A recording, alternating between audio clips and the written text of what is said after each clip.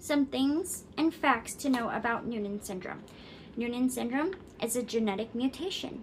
It's a condition that affects many parts of the body. It can affect heart, spine, bones, all sorts of things. Vision and seeing. A lot of babies born with Noonan syndrome have difficulty hearing and seeing. Maya was actually deaf in her right ear.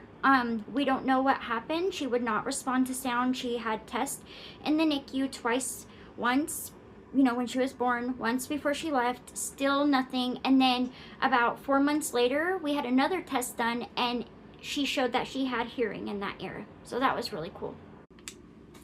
Also, other than physical and heart defects, there are also bleeding problems. A lot of blood disorders are associated around Noonan syndrome. Between 50 and 70% of people born with Noonan syndrome are super short, like me.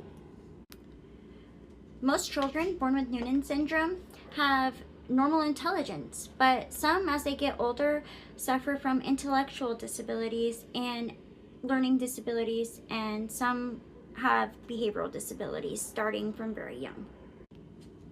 So Noonan syndrome is a gene mutation in the pt1 gene that causes about half of all cases. Mutations in multiple genes can cause Noonan syndrome, though rarely Noonan syndrome is associated with genes that are involved in RAS/MAPK cell signaling pathways. And those affected infants that are born with eating difficulties actually can grow out of them by the age of between 2 and 3, which, if you're going off that chart, my daughter's going on right on time. Infants born with Noonan syndrome often have puffy hands, puffy feet, like everything's puffy.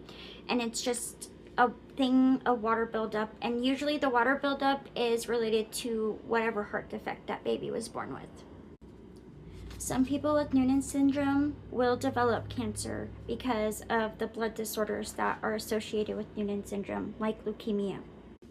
It's estimated that kids born with Noonan syndrome have an 8-fold risk of receiving leukemia or some other type of cancer. Noonan syndrome is one of a group of related conditions collectively known as RASopathies.